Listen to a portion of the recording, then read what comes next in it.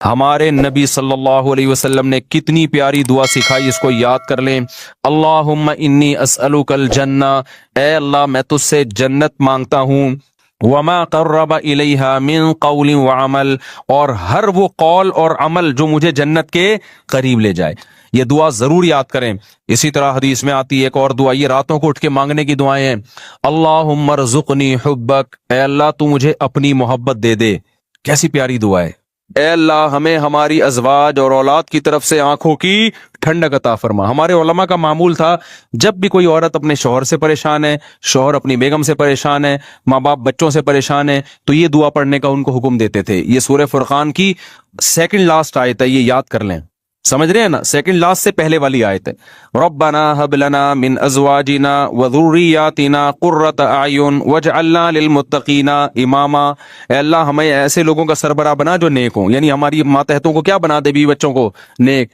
تو میرے بھائی اللہ تعالیٰ فرماتے ہیں ہمارے نیک بندے راتوں کو اٹھ کے اللہ کے سامنے کھڑے ہوتے ہیں اور کہتے ہیں ربنا اصرف عنا عذاب جہنم، اے اللہ اس آگ کا جس کا تو نے اپنی کتاب میں تذکرہ کیا ہے، اس آگ کو ہم سے دور کر دے، ایسے ان گناہوں سے ہمیں بچا لے جن کی وجہ سے ہم جہنم میں جاتے ہیں، اور اے اللہ ہمیں اس جنت کا وارث بنا دے۔ یدعون ربہم خوفا وطمعا، خوف سے اور جنت کی لالچ میں اللہ کو پکارتے ہیں۔ تو آج سے اپنا سب سے بڑا ہدف یہ بناؤ کہ ہمیں موت کے بعد جنت چاہیے اور جہنم سے دوری چاہیے۔ سب سے زیادہ اپنی دعاؤں میں اس کو مانگا کرو، اور جنت والے اعمال بھی۔ یہ نہیں مانگا کرو کہ اللہ برائی نہ چھوٹے جنت میں چلا جاؤں، یہ علماء کہتے ہیں ایک قسم کا کفر ہے یہ۔ اللہم انی اسألک الجنہ وما قرب الیہا من قول وعمل، نبی نے دعا سکھائی، اے اللہ میں تجھ سے جنت طلب کرتا ہوں اور ہر وہ بات اور وہ عمل جو مجھے جنت کے قریب کر دے، اس عمل کی بھی توفیق دے اور اس بات کی بھی توفیق دے۔ بعض دفعہ عمل انسان کو جنت کے قریب لے کے جاتا ہے، لیکن اس کی زبان سے نکلی ہوئی باتیں اس کو جنت سے دور کر رہی ہوتی ہیں۔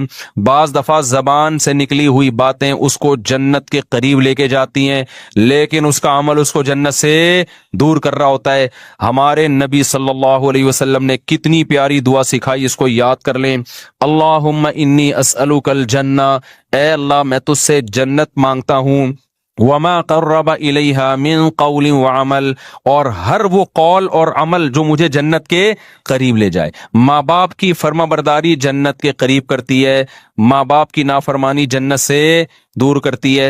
اور اللہم انی اعوذ بک من النار، اے اللہ میں تیری پناہ میں آتا ہوں جہنم کی آگ سے۔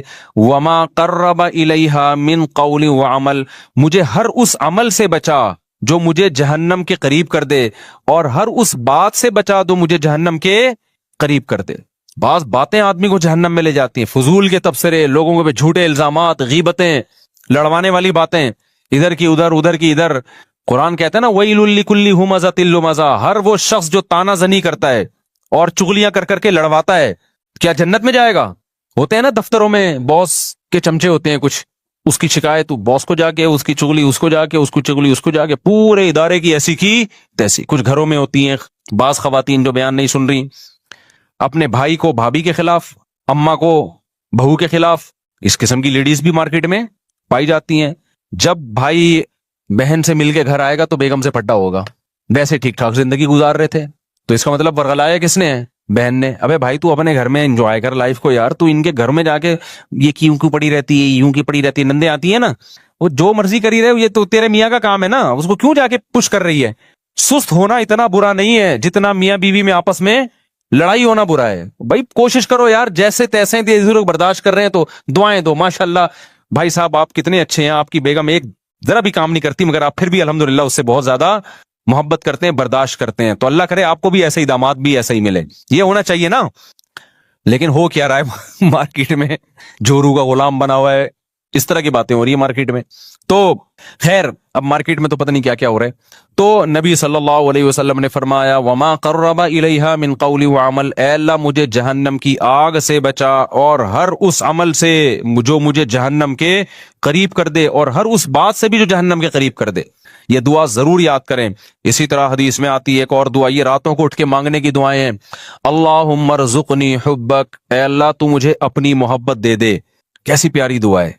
اے اللہ تو مجھے اپنی محبت دے دے، اور وحب من ينفعنی حبہ عندک، اور ہر اس ذات کی محبت میرے دل میں ڈال دے جس سے محبت کی وجہ سے تیری محبت میں اضافہ ہو۔ جب علماء سے، بزرگوں سے محبت ہوگی تو اللہ کی محبت میں کمی ہوگی یا اضافہ ہوگا؟ اور جب فنکاروں سے، اداکاراؤں سے اور اس طرح کے لوگوں سے، ناچنے والیوں سے محبت ہوگی تو اللہ کی محبت میں اضافہ ہوگا یا کمی ہوگی؟ کمی ہوگی۔ اس لیے ایک بات یاد رکھو، علماء کو برا بلا نہ کہا کرو، ابے یہ مولوی ایسے، ابے یہ مولوی۔ جب بھی انسان کوئی بات زبان پہ نکالتا ہے نا، دل پہ بہت برا اثر پڑتا ہے، آہستہ آہستہ پھر وہ کیا ہو جاتا ہے، بدگمان ہوتے ہوتے دور ہو جاتے ہیں علماء سے۔ بھائی صحیح، پورا صحیح دنیا میں کوئی بھی نہیں ہوتا، لیکن جب آپ تبصرے کرنا شروع کرتے ہو نا ایسے، یہ بڑے ڈینجرس تبصرے ہوتے ہیں۔ ہمارے نبی صلی اللہ علیہ وسلم نے ہر شخص کو معاف کیا ہے، لیکن جنہوں نے نبی کی گستاخیاں کی ہیں نا، ان میں سے اکثر کو معاف نہیں کیا آپ نے۔ کیوں؟ گستاخی کرنے والا، بد کلامی کرنے والا وہ ویلیو ختم کر رہا ہوتا ہے، تو یہ بہت خطرناک جرم ہے۔ تو نبی صلی اللہ علیہ وسلم نے دعا سکھائی، وَحُبَّ مَن يَنفَعُنِي حُبُّهُ عِندَكَ اللَّهُمَّ فَكَمَا رَزَقْتَنِي مِمَّا أُحِبُّ، اے اللہ تو نے جو مجھے میری محبوب چیزیں دنیا میں دے رکھی ہیں۔ آدمی اپنی محبوب چیزوں کے ملنے سے اللہ کے قریب ہوتا ہے یا دور ہوتا ہے؟ دور ہوتا ہے عام طور پہ، کیونکہ ان میں پڑھ کے اللہ کو بھول جاتا ہے۔ تو اے اللہ فَاجْعَلْهُ قُوَّةً لِّي فِيمَا تُحِبُّ، ان محبوب چیزوں کو اپنی محبت کا ذریعہ بنا دے۔ آئی بات سمجھ میں؟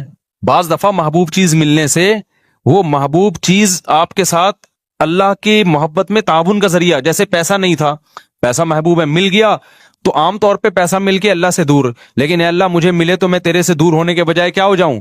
بعض خوش قسمت ایسے بھی ہوتے ہیں، غریب تھے تو اللہ سے دور تھے، پیسہ آیا تو اللہ کے قریب ہو گئے، خیرات صدقات بڑھ گئے۔ تو مجھے میری محبوب چیزیں جو ملی ہوئی ہیں، اے اللہ وہ ان اعمال میں ترقی کا ذریعہ بنا دے جو تجھے محبوب ہیں، جو عمل۔ وما زویت عنی مما احب، اے اللہ کچھ چیزیں ایسی ہیں جو مجھے محبوب ہیں لیکن تیرے علم ہے کہ وہ مجھے ملیں گی نہیں، تو ان کا نہ ملنا ان اعمال میں ترقی کا ذریعہ بنا دے جو تجھے محبوب ہیں۔ بعض دفعہ نہ ملتا ہے، انسان کو غم ہوتا ہے، اور اس غم میں وہ اللہ کو یاد کر لیتا ہے اور اللہ کی محبت میں ترقی کا ذریعہ بن جاتی ہے چیز۔ خلاصہ یہ نکلا، اپنی محبت چاہیے اور جیسے تیسے ہو، تیری محبت ہی چاہیے، بس اور کچھ نہیں چاہیے ہمیں۔ نہیں آ رہی بات میرا خیال ہے سمجھ میں؟ تو یہ دعائیں مانگا کرو میرے بھائی رات کو اٹھ کے۔ تو اللہ فرماتے ہیں والذین یقولون ربنا اصرف عنا عذاب جہنم ان عذابها کان غراما انها ساءت مستقرا ومقاما۔ راتوں کو اٹھ کے اللہ سے دعائیں مانگتے ہیں۔ والذین اذا انفقوا، یہ وہ لوگ ہیں جب خرچ کرتے ہیں، لم یسرفوا، نہ اپنی آمدن سے زیادہ خرچ کرتے ہیں کہ دوسروں سے کل بھیک مانگے، ولم یقتروا، اور نہ کنجوسی کرتے ہیں کہ خرچی نہ کریں، صدقات و خیرات بھی کرتے ہیں لیکن اپنی چادر دیکھ کے۔ وَكَانَ بَيْنَ ذَلِكَ قَوَامًا، مسلمان نہ کنجوس ہوتا ہے اور نہ اسراف کرنے والا ہوتا ہے، سخی ہوتا ہے لیکن اتنا سخی نہیں کہ کل لوگوں سے بھیک مانگے، یہ ناجائز ہے۔ وَكَانَ بَيْنَ ذَلِكَ قَوَامًا وَالَّذِينَ لَا يَدْعُونَ مَعَ اللَّهِ إِلَٰهًا آخَرَ، یہ وہ لوگ ہیں جو اپنی دعاؤں میں اللہ کے سوا کبھی کسی کو نہیں پکارتے، ساری زندگی صرف یا اللہ مدد، ایاک نعبد، صرف تیری عبادت۔ شیخ سدیس مجھے یاد ہے 98 کی بات ہے، 97 میں حرم میں جو ان کی ختم قرآن کی دعا ہوئی تھی نا، بڑی پیاری دعا ہوئی تھی، بہت، اب بھی بہت اچھی ہوتی ہے، وہ تو بڑی خاندانی تھی۔ اس میں ان کے الفاظ مجھے یاد ہیں، بڑے پیارے لگے وہ، لیس فی الوجود رب سواک فیرضا، اے اللہ اس کائنات میں کوئی ایسا رب نہیں ہے تیرے علاوہ جس کو ہم راضی کرنے کی کوشش کریں، جس کی رضا ہمارے لیے بہت زیادہ ضروری ہو۔ بہت سے لوگوں کو راضی کرنا بہت ضروری ہے، اتنا نہیں جتنا تجھے راضی کرنا ضروری، تیرے علاوہ کوئی ایسا رب ہی نہیں ہے۔ لیس فی الوجود رب سواک فیخشا، تیرے سوا کوئی ایسا معبود نہیں ہے، رب نہیں ہے جس سے ڈرا جائے، ہے ہی نہیں کوئی بھائی، اتنا ڈرا جائے جتنا کس سے ڈرا جاتا ہے؟ تجھ سے۔ لیس فی الوجود رب سواک فیحب، کوئی تیرے سوا ایسا محبوب نہیں ہے جس سے محبت کی جائے، ایسا معبود نہیں ہے۔ معبود والی محبت کس سے ہوگی؟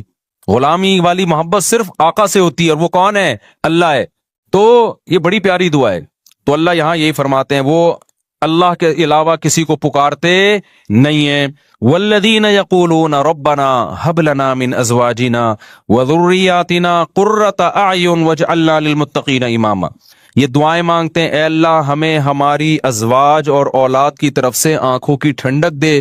کیا مطلب آنکھوں کی ٹھنڈک؟ وجعلنا للمتقین اماما، ہمیں پرہیزگاروں کا امام بنا، یعنی ہمارے ماتحتوں کو کیا کر دے؟ نیک بنا دے۔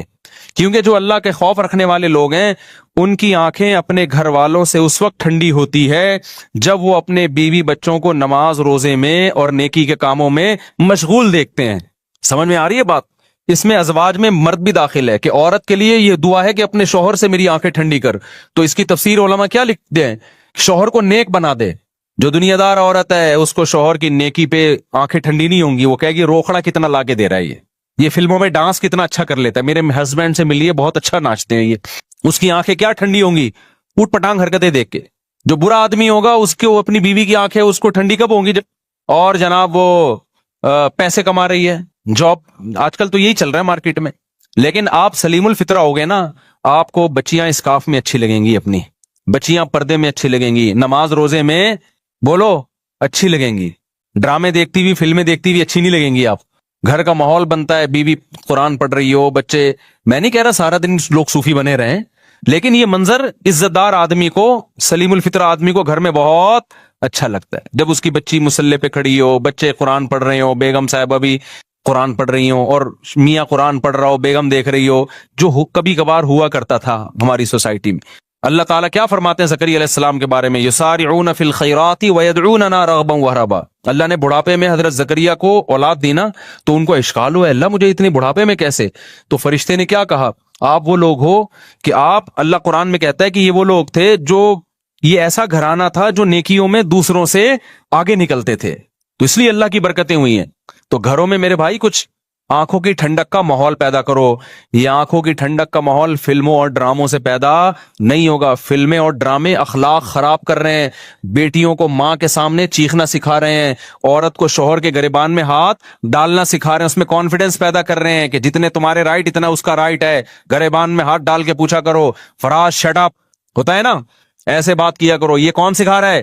فلمیں سکھا رہی ہیں، ڈرامے سکھا رہے ہیں، اور میاں کو سکھا رہے ہیں کہ دیکھو رکھ کے اس نے تھپڑ لگایا اور اس نے شادی ناکام ہو گئی تو تیزاب پھینک دیا۔ میں ایک دفعہ حیدری میں جا رہا، ایک لڑکی بھاگ رہی ہے ٹکڑ ٹکڑ ٹکڑ بوتل لے کے، ابے میں نے کہا پکڑو یار یہ کیا ہو گیا، یہ کوئی عورت ڈاکو ہے یا بندہ؟ مجھے لڑکوں نے کہا بھائی ادھر کیمرے لگے ہوئے ہیں، میں نے دیکھا چاروں طرف کیمرے، وہ لڑکی جا کے گاڑی میں بیٹھی، اس نے یوں کر کے کچھ بوتل پھینکی، وہ ڈرامہ تھا، وہ ڈرامے کا سین ہو رہا تھا۔ پتا چلا جی ڈرامے کا سین ہے کہ اس میں تیزاب کی وہ دکھائے، تیزاب نہیں تھا وہ لیکن دکھایا جا رہا ہے تیزاب۔ میں نے کہا یار یہ کیسے لوگ ہیں یار، یہ تم سوسائٹی کو کیا سکھا رہے ہو؟ جب آپ جرم ٹی وی میں دیکھتے ہیں آپ اپنی آنکھوں سے کہ اس کی نہیں بنی اور اس نے اپنی محبوبہ پہ تیزاب پھینک دیا، کتنے لوگوں کو خیال آئے گا تیزاب پھینکنے کا؟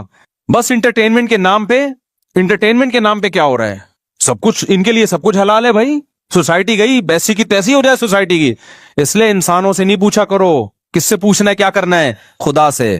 تو گھر کا ماحول اللہ تعالیٰ فرماتے ہیں یہ دعا کرتے ہیں، اے اللہ ہمیں ہماری ازواج اور اولاد کی طرف سے آنکھوں کی ٹھنڈک عطا فرما۔ ہمارے علماء کا معمول تھا جب بھی کوئی عورت اپنے شوہر سے پریشان ہے، شوہر اپنی بیگم سے پریشان ہے، ماں باپ بچوں سے پریشان ہے، تو یہ دعا پڑھنے کا ان کو حکم دیتے تھے۔ یہ سورہ فرقان کی سیکنڈ لاسٹ آیت ہے، یہ یاد کر لیں، سمجھ رہے ہیں نا؟ سیکنڈ لاسٹ سے پہلے والی آیت ہے، ربنا هب لنا من ازواجنا وذرياتنا قرۃ اعین واجعلنا للمتقین اماما۔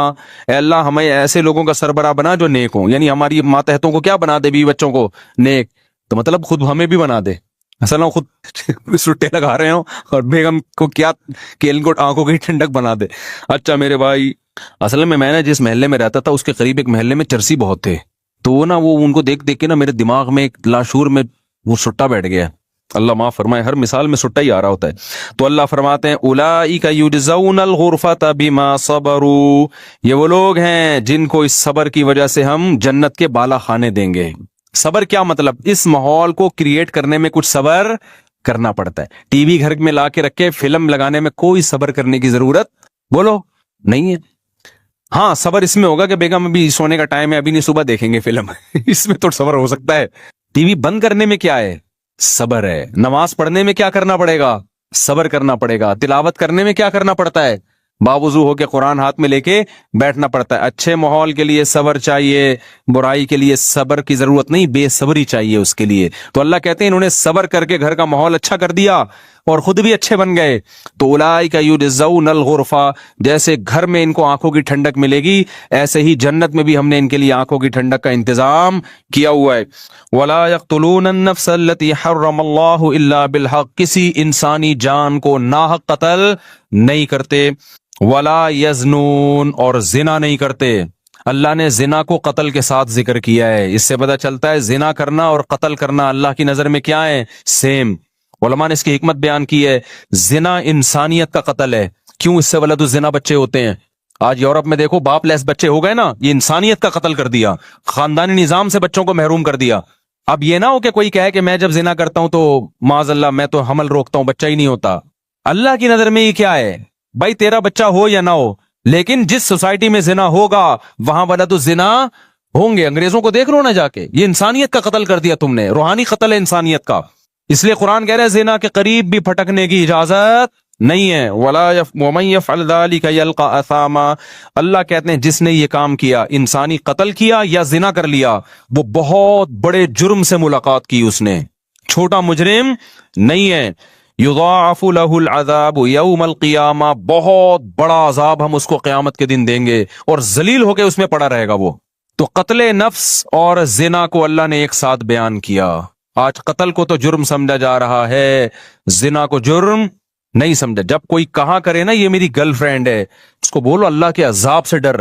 یہ بھنگیوں چماروں کی عادت ہو سکتی ہے گرل فرینڈ رکھنا، کسی شریف آدمی کی عادت نہیں ہو سکتی ہے، خاندانی آدمی کی عادت نہیں ہو سکتی۔ فخر سے بتا رہے ہوتی میری گرل فرینڈ ہے، میری گرل فرینڈ، انٹرویو آ رہے ہیں، بھائی کیوں پروموٹ کر رہے ہیں اس چیز کو؟ بولے کوئی بھنگی ہے، زنا کر رہے ہیں، صاف صاف یہ بولنا تو نے گرل فرینڈ رکھی ہوئی ہے، کیا لگتی ہے تیری ہے؟ تیرے باپ کو بھی چاہیے تھا کہ گرل فرینڈ رکھ لیتا، پھر تو پیدا ہو جاتا اس سے ولد الزنا اور حرامی پیدا ہو جاتا۔ تو یہ حرکتیں کیوں کر رہا ہے؟ یہ لیونگ ریلیشن انڈیا میں ہندوؤں کے کام ہو سکتے ہیں یا امریکن کے کام ہو سکتے ہیں، یورپین کے کام ہو سکتے ہیں، وہ ان کے کام ہے، ان کو نہیں چھیڑو آپ۔ مسلمان اس گندگی کے برداشت نہیں۔ لیونگ ریلیشن گدے گھوڑے کے ہو سکتے ہیں، گدی گھوڑی کے، گدا گدی کے ساتھ لیونگ ریلیشن کرے، گھوڑا گھوڑی کے ساتھ۔ نکاح کرنا انسانوں کا کام ہے، زنا کرنا گدے گھوڑوں کا کام ہے۔ آپ کے پاس دو لائف سٹائل ہے، گدے گھوڑوں والا اور ایک انسانوں والا، پیغمبروں والا۔ پیغمبر اپنے گھروں سے بچیاں رخصت کرتے ہیں شادی کے لیے، اس کے علاوہ پیغمبر نے اپنے گھر سے بچی کبھی رخصت نہیں کی ہے۔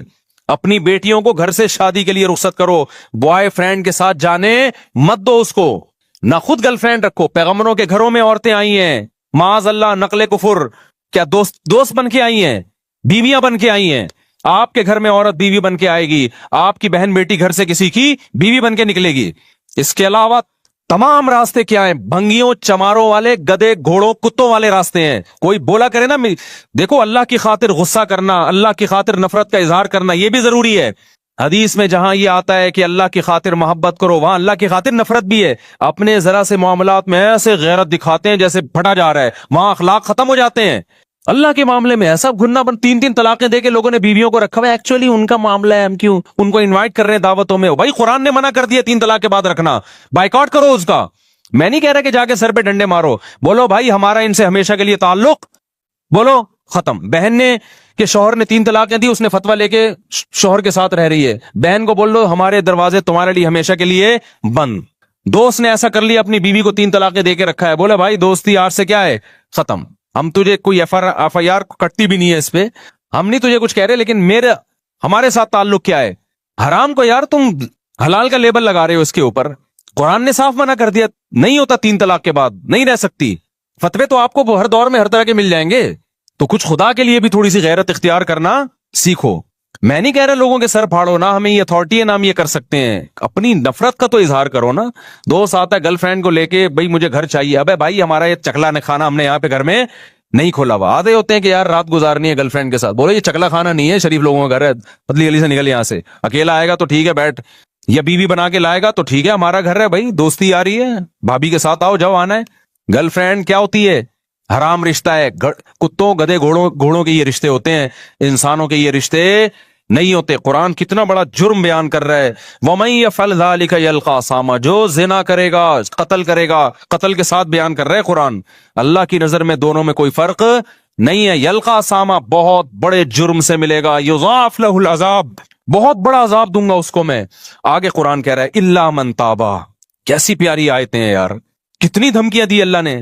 اب جس سے ہو چکا ہے وہ جب یہ آیتیں سنے گا وہ تو مایوس ہو جائے گا نا، وہ تو مایوس ہو جائے گا. تو اللہ نے فوراً کہا الا من تابا. یہ جو قرآن کا اللہ ہے نا اس میں بڑی طاقت ہوتی ہے. یہ ایسا لگتا ہے جیسے اللہ نے ایک تلوار چلا دی. الا من تابا، ہاں ہاں جس نے توبہ کر لی.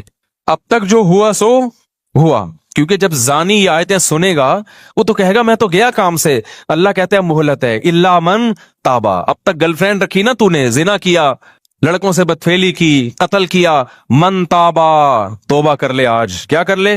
توبہ. وآمنا، اپنا عقیدہ صحیح کر لے. وعمل صالحا، آئندہ کے لیے اصلاح کر لے.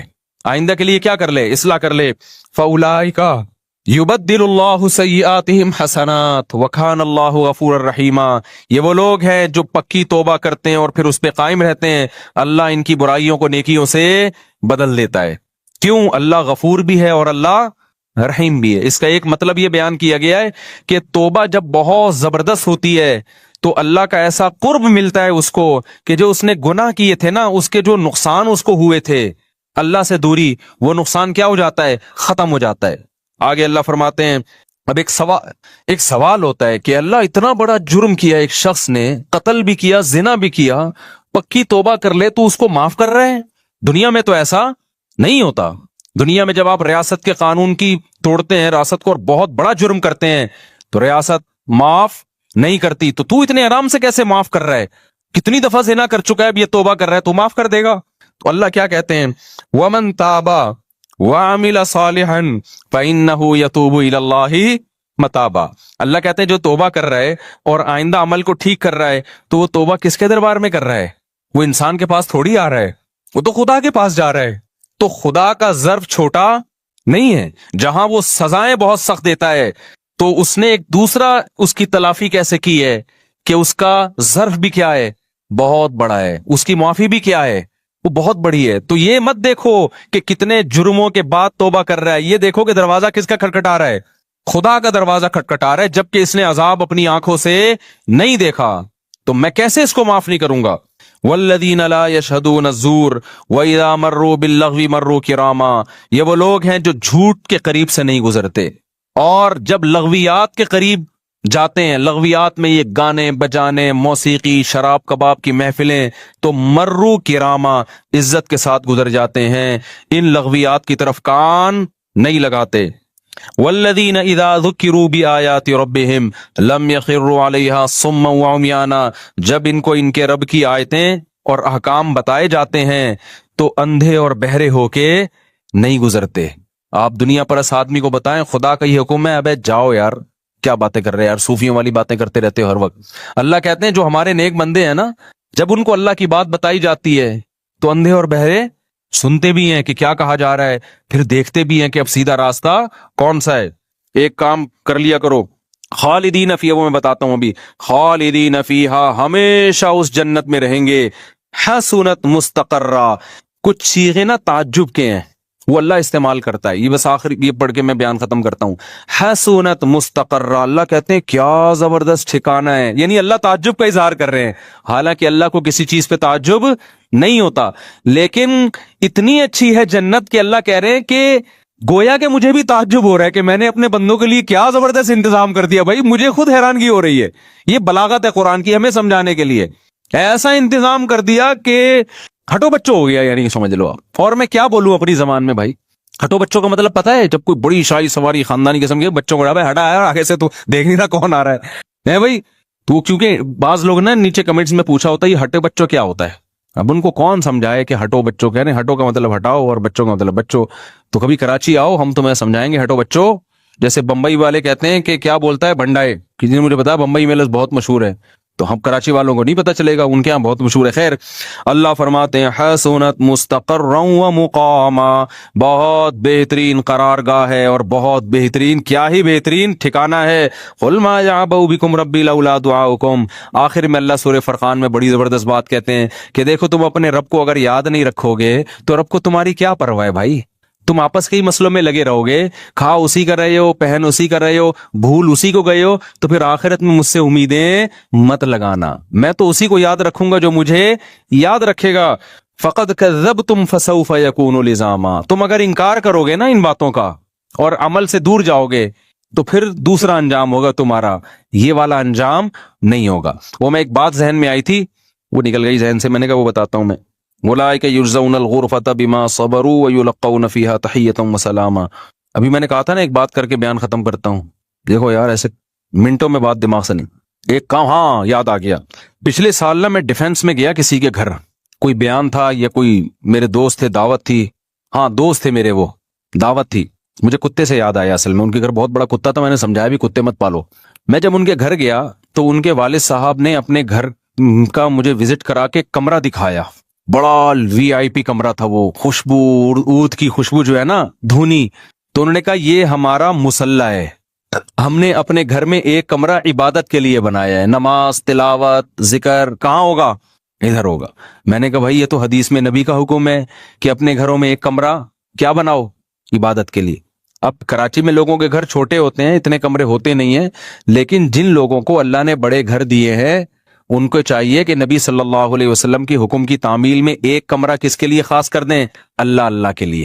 پھر اس کو بہت صاف ستھرا رکھیں، اس میں عود کی خوشبو کی دھونی دیں، جو خوشبو میسر ہو۔ اگربتی نہ لگائیں اللہ کا واسطہ، اگربتی مزاروں پہ لگی ہوتی ہے، اب وہ انتخابی نشان بن چکی ہے، اور وہ بھی نہ لگائیں کافور، وہ مردوں پہ لگا کے نا، وہ مردوں کی کا انتخابی نشان بن چکا ہے۔ وہ کہیں کافور لگی ہو، مجھے لگتا ہے کوئی مردہ لیٹا ہوا ہے یہاں پہ، مجھے تو ایسا لگتا ہے، مجھے آپ کا نہیں پتا، بہرحال تو ایسا لگتا ہے بھی تازہ جنازہ ہوا ہے۔ وہ کافور بنا ایسا دیا گیا، حالانکہ وہ ایک زمانے میں دولہا اور دلہن کے لگتا تھا، اب دولہا کے لگاؤ گے نا وہ دلہن بھاگ جائے گی، بولے گی مجھے میت کی بو آ رہی ہے۔ کچھ چیزیں لگ کے وہ اس کا علامت بن جاتی ہے نا۔ اگربتی مزاروں پہ ہوتی ہے اور قبرستانوں پہ تو وہ بھی عجیب سی، تو کوئی اچھی خوشبو لگا لو جو خوبصورت، یعنی مزہ آئے اس کو۔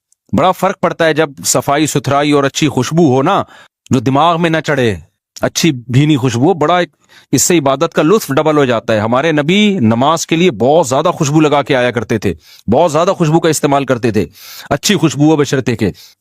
تو ایک کمرہ گھروں میں کیا کرنا چاہیے؟ اس کو پاک صاف رکھو۔ یہ جو علماء نے بیان کیا نا عورتیں گھروں میں اعتکاف کریں، یہ تو اصل میں اس کمرے میں اعتکاف تھا جو نماز کا کمرہ ہوتا تھا۔ اب نماز کے کمرے ہوتے نہیں، ارطغرل والا ڈرامہ جہاں چل رہا ہوتا ہے اسی میں اعتکاف چل رہا ہوتا ہے۔ سمجھ میں آ رہی ہے بات؟ جو ارطغرل کا اب چل رہا ہے، ارطغرل، یہ جس کمرے میں فلم دیکھتے ہیں اسی کمرے میں اعتکاف ہو رہا ہے۔ تو یہ تو اصل میں یہ تھا کہ جب عورتوں کو مسجد میں آنے سے فتنہ کے خوف سے بعض فقہاء نے پابندی لگائی کہ بھئی فتنہ ہو رہا ہے۔ میں تو اب اس زمانے میں قائل ہوں خواتین کے، مسجد میں اعتکاف کا قائل تو نہیں ہوں میں، لیکن نمازوں کے لیے میں قائل ہوں، کیونکہ اس میں بڑے فتنے آج کل مسجدوں میں اعتکاف میں خواتین کے، وہ مشاہدے پر مبنی ہے۔ تو شریعت کے ایک حکم کی وجہ سے دوسرا حکم اگر ضائع ہو رہا ہو نا تو یہ مستحب حکم ہے، اور فتنے سے بچنا کیا ہے؟ واجب ہے۔ تو گھر میں کیا ہے؟ تو اس میں یہ ہے کہ بھئی وہ صاف ستھرا ایک کمرہ ہو، اس میں کارپٹ بچھائیں، اس میں خوبصورت پردے لگائیں اور اس کو بند رکھیں۔ بچوں کا داخلہ اس میں کیا ہو؟ ایسا نہ ہو بچے وہاں جا کے ساری چیزیں الٹ پلٹ کریں، پیمپر پھینک کے آ گئے، پیشاب کر دیا، تو بچوں کو لے کے جائیں مگر اپنے ساتھ، سمجھتے ہو؟ تو ایسا کمرہ جن لوگوں کو اللہ نے گنجائش دی ہے نا گھر میں اللہ کرنے کے لیے بنائیں۔ ہمارے شیخ اللہ ان کی عمر برکت دے، ایک دفعہ انہوں نے مجھے اپنا کمرہ دکھایا، بڑا صاف ستھرا وی آئی پی کمرہ ہے۔ انہوں نے کہا یہ اللہ کرنے کے لیے، یہ کس کے لیے؟ اللہ کرنے کے لیے۔ تو ایسا ہونا چاہیے۔ تو گھر اگر گنجائش ہو، نہیں ہے تو پھر کہیں بھی کچھ بھی کر لو بھائی، ٹھیک ہے نا، اللہ اسی طرح قبول کرے گا۔ کوئی پٹا ڈال لو، اس پہ نماز پڑھ لیا کرو۔ ہمارے حضرت کا بھی ایک نماز کی ایک جگہ تھی، ہمارے حضرت مفتی رشید احمد صاحب رحمہ اللہ کی، بڑا پیارا کمرہ سجایا ہوا تھا انہوں نے۔ تو وہ نماز کی ایک جگہ تھی، حضرت تو پھر تھے بڑے خاندانی، صفائی ستھرائی بہت سے بھی زیادہ تھی، وہ میں اور آپ افورڈ نہیں کر سکتے۔ تو اس میں ایک تختہ تھا، اس کے اوپر ایک خوبصورت سا مصلی بچھا ہوا تھا، اور بہت زیادہ خوشبو کا استعمال۔ اس میں یہ تھا کہ اس کے اوپر جو جائے نماز خوبصورت سی بچتی تھی، تو حضرت کے ہاں اصول یہ تھا کہ اتنے دن میں یہ دھل جائے گی، حالانکہ اتنے دن میں وہ گندی نہیں ہوتی تھی۔ تو ہم نے حضرت سے کہا یہ تو میلی ہوتی نہیں ہے، تو میلی ہونے سے پہلے کیوں دھوتے ہیں؟ حضرت نے فرمایا میلی ہونے کے بعد اگر دھوئیں گے تو میل تو دیکھ لیا نا، نہیں آئی بات سمجھ میں؟ اوپر سے گزرتی ہیں ہم لوگوں کی سمجھ میں یہ باتیں۔ حضرت نے فرمایا میل تو دیکھ لیا نا، دھونا تو اس لیے تاکہ گھر میں میل نہ آئے۔ حضرت کے کپڑے میلے ہونے سے پہلے دھلتے تھے، حضرت کے گھروں میں چادریں میلی ہونے سے پہلے دھلتی تھیں۔ اب آپ حیران ہو گئے میلی نہیں تو دھل کیا رہا ہے پھر؟ صحیح ہے بھائی، اب خطرہ ہوتا تھا کہ اب نہ دھوئی تو میلی ہو جائیں گی، تو پہلے ہی دھو دو تاکہ میلے ہونے کا جو پروسیس ہے وہ تھوڑا سا لمبا ہو جائے۔ تو ہمارے حضرت کا سارا سیٹ اپ ہی یہی تھا کہ بستر کی چادریں میلی ہونے سے پہلے دھل رہی ہیں، مصلی میلا ہونے سے پہلے دھل رہا ہے، موزے میلے ہونے سے پہلے۔ اور آج لوگوں کے موزے دیکھو، بے ہوش کے کے قریب موزہ لے کے جاؤ گے نا ہوش میں آ جائے گا. ڈاکٹروں سے نا بعض دفعہ ٹیکا لگا کے بے ہوش تو کر دیتے, ہوش میں نہیں لا رہے ہوتے. تو جو بچے اسکول جاتے ہیں نا ان کے موزے سونگواؤ. میں ڈاکٹروں سے کہتا ہوں کہ آپ ان کے موزے سونگواؤ, فوراً کیا ہوگا, ہوش میں آ جائے گا. اتنے گندے میلے اور سڑے ہوئے موزے ہوتے ہیں, اللہ معاف فرمائے. تو خیر, تو ایسا ایک کمرہ گھر میں کوشش کریں بنائیں. اس میں کیا کرنا ہے, اللہ اللہ کرنا ہے. تھوڑا اللہ اللہ کرنے کا بھی ٹائم نکالنا چاہیے. اللہ تعالیٰ ہمیں سمجھنے کی عمل کی توفیق عطا فرمائے. بہت